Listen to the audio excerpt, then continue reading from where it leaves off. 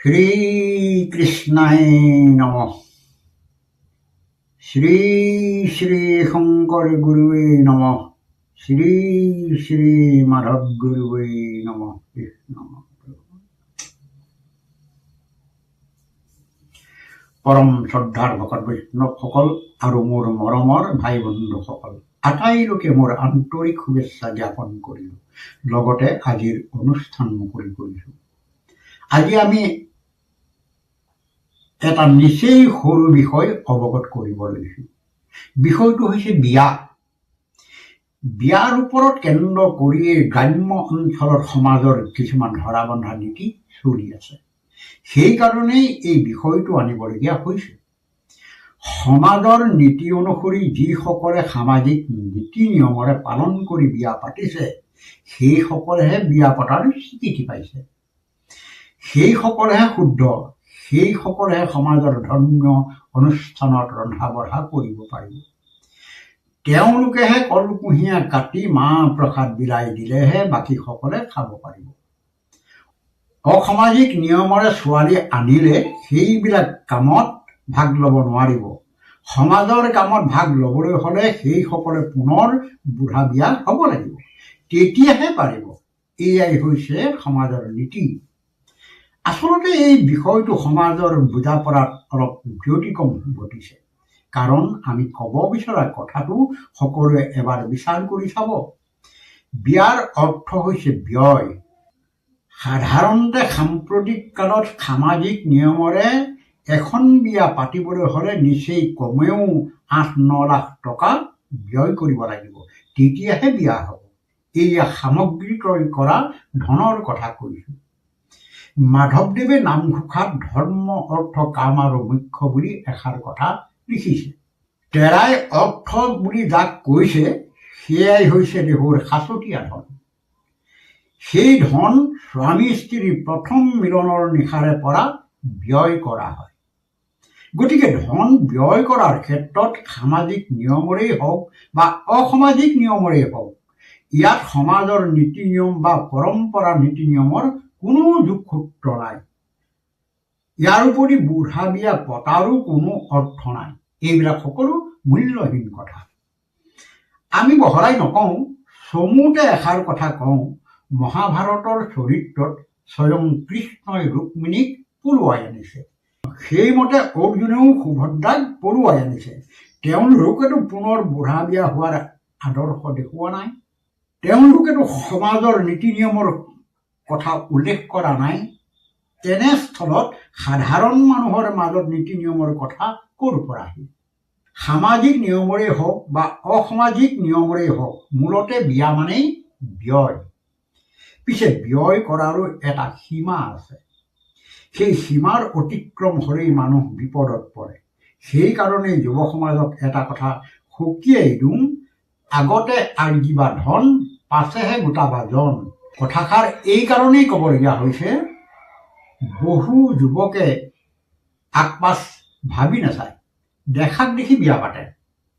পিছত ল'ৰা ছোৱালী বা ভাগ্যৰ অভাৱ পূৰাব নোৱাৰি বিমূৰত পৰিবলগীয়া হৈছে।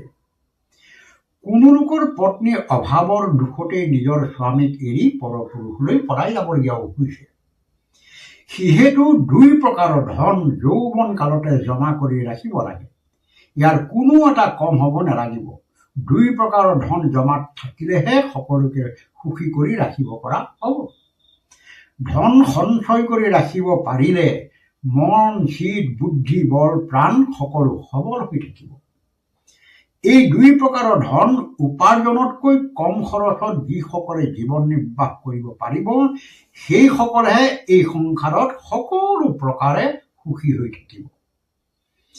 বিশেষকৈ যিটো দেহৰ অৰ্থ, তাক উচিত মতে সদ্ব্যৱহাৰ কৰিব নোৱাৰিলে কম বয়সতে নানা শাস্তি ভুগি মৃত্যুৰ মুখত পৰিব লাগিব।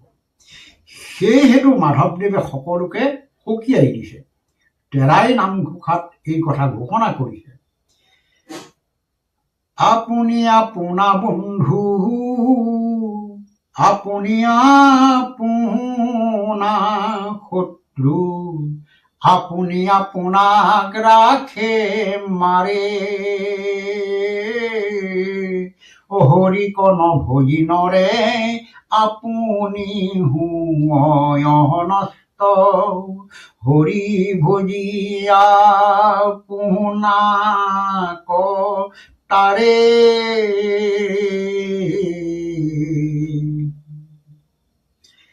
ইয়াৰ অৰ্থ হৈছে গুৰুজনে কৈছে আচলতে কোনো কাৰো শত্ৰু নহয়, সকলো মানুহে নিজেই নিজৰ বন্ধু হ'ব পাৰে আৰু নিজেই নিজৰ শত্ৰু হ'ব পাৰে। তাৰপিছত কৈছে নিজেই নিজক বহু বছৰ জীয়াই ৰাখিবও পাৰে আৰু কম বয়সতে নিজেই নিজক মাৰিবও পাৰে। শেষত তৰণৰ পথটো দেখাইছে ঈশ্বৰৰ সেৱা পূজা কৰিলে উদ্ধাৰ হ'ব পাৰিব আৰু সেৱা নকৰিলে নিজেই অধোগতি যাব বুলি কৈছে। এতিয়া বিচাৰ্যৰ বিষয় হৈছে নিজেই নিজৰ বন্ধু কেনেকৈ হ'ব পাৰে আৰু কেনেকৈ নিজৰ শত্ৰু হ'ব পাৰে, তাৰ লগতে কেনেকৈ বহু বছৰ জীয়াই থাকিব পৰা হ'ব আৰু কেনেকৈ কম বয়সতে মৃত্যু হ'ব। এনেবিলাক কথাহে সকলোৱে জানিব লাগে। শ্ৰদ্ধাৰ শ্ৰোতা বন্ধুসকল, এই কথাৰ উত্তৰ গীতা ভাগৱতত কৃষ্ণই এইদৰে কৈছে, ৰাম যতে ইন্দ্ৰিয় গণ মনৰ অধীন মনেৰেহে আজ্ঞা পালি ফুৰে ৰাতি দিন মনে পাপ পুণ্য স্বৰ্গ মনে সে নৰক মনে সে কৰিছই মাত্ৰ আপোন পৰক। ইয়াৰ অৰ্থ হৈছে সকলো ইন্দ্ৰিয় মনৰ দাস। মনে যলৈকে যাব বিচাৰে ইন্দ্ৰিয়বিলাকো তালৈকে যায়। মনে যিটোকে ভোগ কৰিব বিচাৰে ইন্দ্ৰিয়ই সেইটোকে ভোগ কৰে।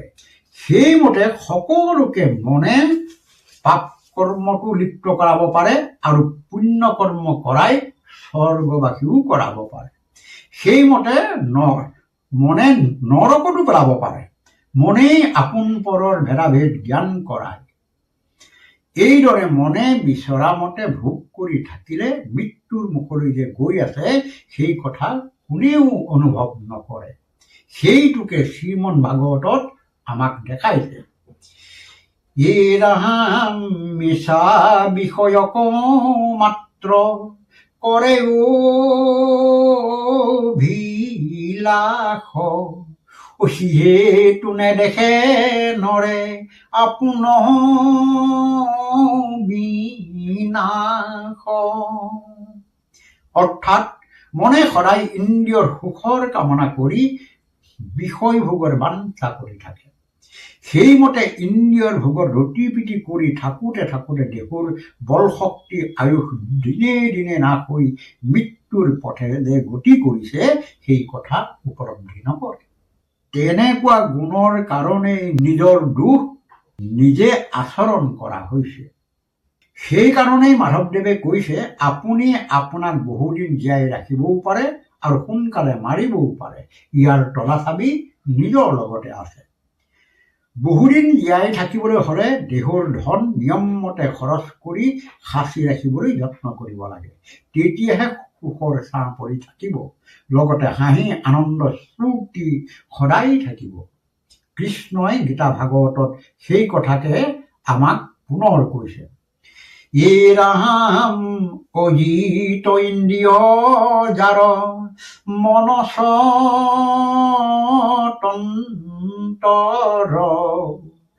আত্মাই পৰম শত্ৰু নালাগে অপৰ। যিকোনো আত্মাক নিয় মিলে ভাল মতে সবে ইন্দ্ৰি বৈশ্য হয় মনৰ লগতে। ইয়াৰ অৰ্থ হৈছে যিসকলে ইন্দ্ৰিয়ক পৰাজয় কৰিব পৰা নাই, স্বাধীন হৈ চলে, সেইসকলৰ মৃত্যুৰ কাৰণে বাহিৰা শত্ৰুৰ প্ৰয়োজনেই নাই। আত্মা ঈশ্বৰেই শত্ৰু হৈ পৰিব। ইয়াৰ পিছত কৈছে, আত্মাৰূপী ঈশ্বৰক যিসকলে সন্তোষ কৰিব পাৰিছে সেইসকলৰ মনৰ লগতে সকলো ইন্দ্ৰিয় বশ হ'ব। ইয়াৰ পিছত পুনৰ কৈছে, আপোনাৰ আত্মা মন বন্ধু আপোনাৰ সেই আত্মা মন শত্ৰু হুৱে পুনবাৰ।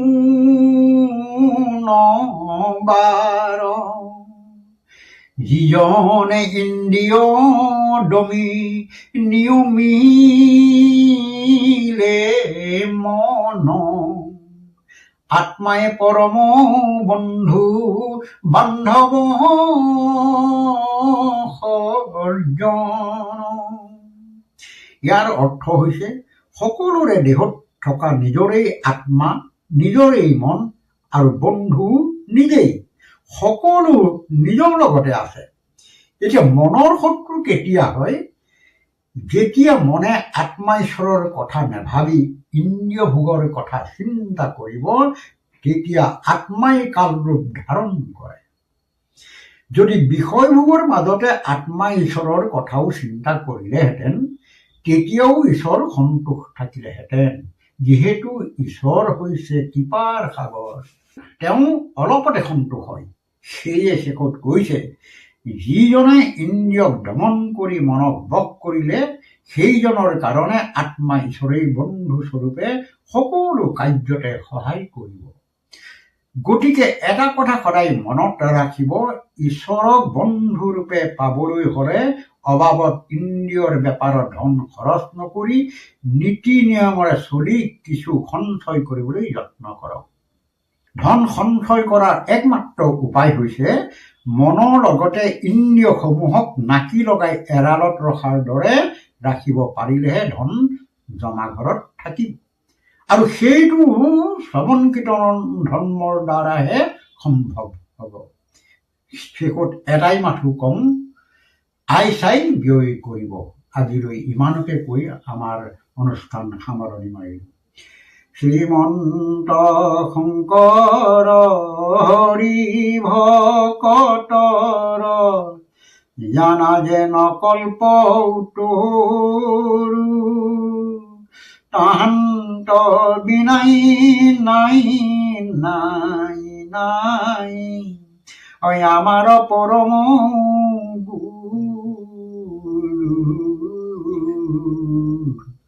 হৰি ৰাম